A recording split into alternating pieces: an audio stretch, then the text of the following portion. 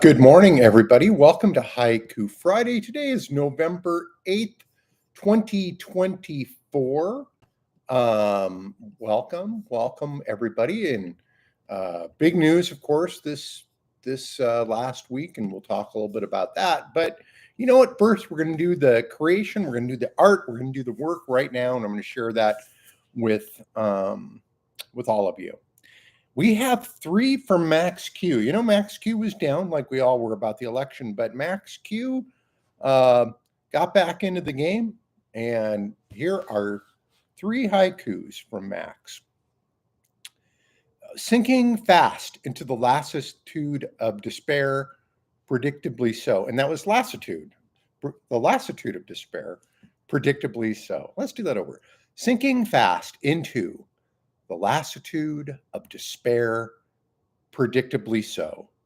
Max Q. And you know, Max, it's funny. I've got my Titanic mug, my White Star Line mug, in honor of your haiku, I guess, this morning. It's funny. Synchronicity, right?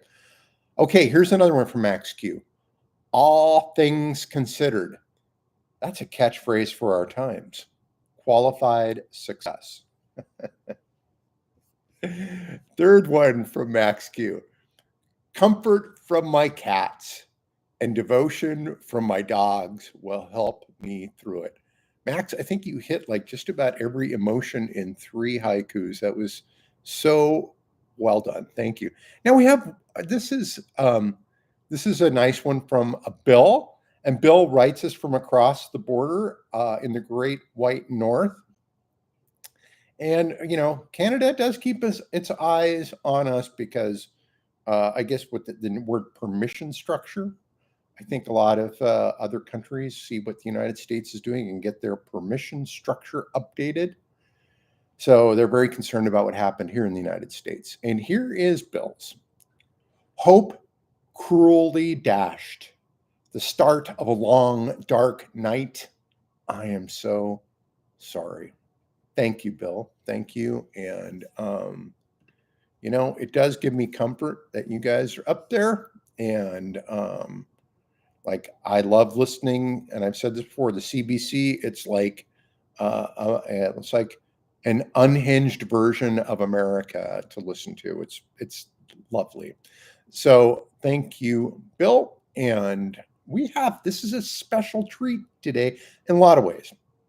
We have two from Rico-san. First one from Rico-san. Political news has left me shaken and stirred. Is one not enough? Yep. Second one from Rico-san.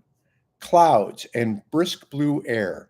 Hard to beat a day like this when winter is new. Yeah, there you go. Thanks, Rico-san. And I'm going to see you in just a little bit. So I'm very stoked. That was another reason why this day is great. Here is mine.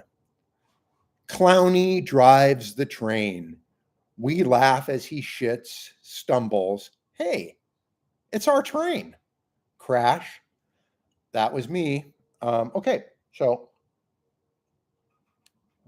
if you want to stay tuned, I'll tell you what's going on with me.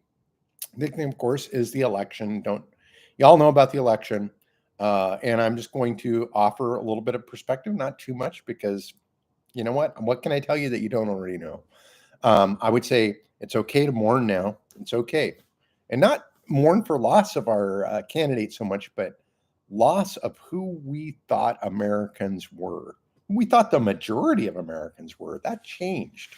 That changed. It wasn't like somebody, let's take a chance on this new person. This is people saying, this is what we want. A majority of Americans who voted said this is what we want. So it's that's a tough one. That's a one to mourn, especially after after what we thought we knew about America. So that's going to take a little bit of adjusting. We saw what the misogyny was in this country. We had a flawless candidate in a lot of ways who gave an excellent message, kept on message. There were a couple of things I wish she'd talk more about the economy, and I wish she didn't harp so much on with her surrogates, telling people, they need to vote, get out and support a woman. I just don't think that was right. from that perspective.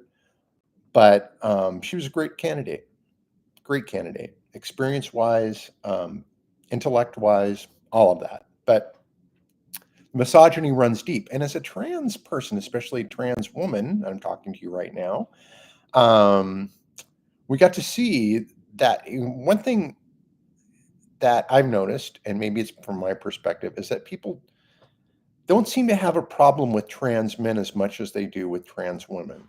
And maybe because we're used to tomboys and all that. And the opposite of tomboys are sissies, right? I mean, that's what we grew up to think. And so, which I don't think, I'm sorry, I don't belong to that stereotype very well, but um, we know it's because why would somebody give up power and pass in a role where they can be superior uh, in society as a man? That seems to be flagrant in the face of misogyny. So, and we've seen how trans people were really the demons in this election, that they rallied, that tried to rally the base. Again, maybe I'm under misconceptions, but I think most people don't feel that way about trans women or trans people, that the media or that Trump tried to make us into demons. But we'll see. We'll see. So bad things could be happening. I think what I plan on doing is I plan to keep fighting, but I also plan to keep low for a while. And one thing to remember is we've got until January to get to learn things, to read about things, to figure out what the future is going to be, to start tightening up our internet security, maybe do a little less online, maybe pick up a shortwave radio, maybe, look at your print subscriptions more than what you're looking at online. That's one thing I would think about doing. And for those of you who are about to move, good luck. I have given too much for this country, and for my community, namely my hearing, which I don't have anymore from flying planes and fighting fires. So I don't plan on going anyplace soon. So I'm sticking around. Um, Protect your spirit is one thing I would say. One thing that I think about a lot, and this is my perspective, is being raised Catholic, and I just think these are demonic forces of darkness in our country right now. When we look at what people that we love have been transformed into, people who have been duped, people who 10 years ago, if you told them that they were going to vote for this, they would have never believed you. So what happened? How does that happen? Well, it certainly wasn't by gathering more truth around them. It was by believing in dark things.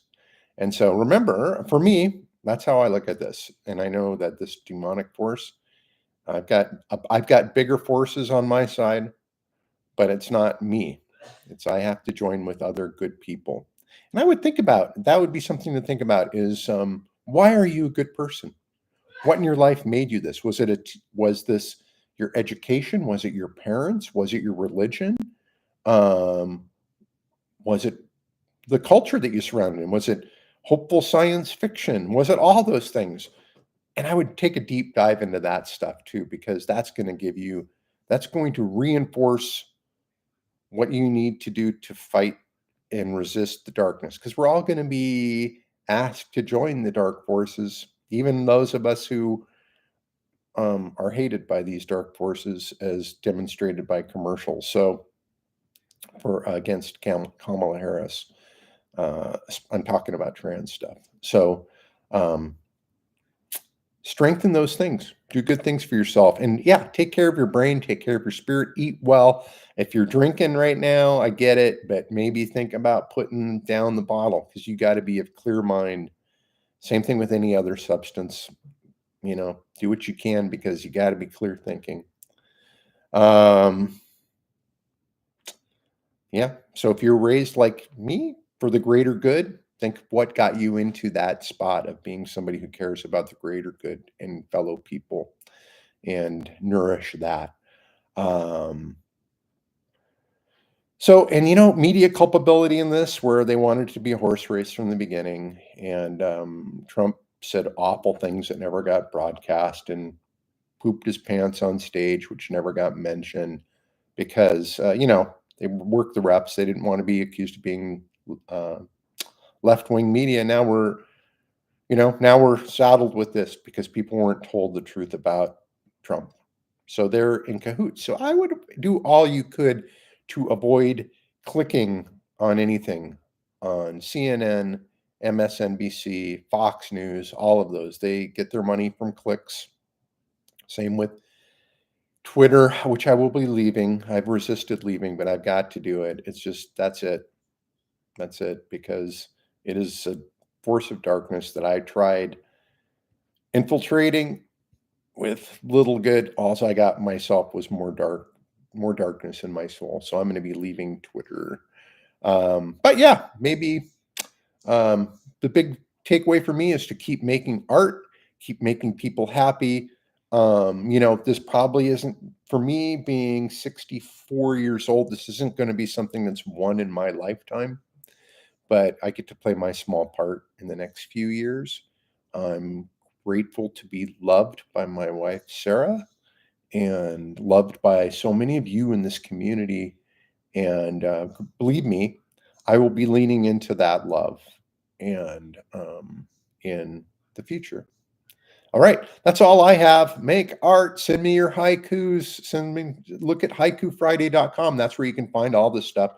And I will see you later. Okay, take care now. Bye.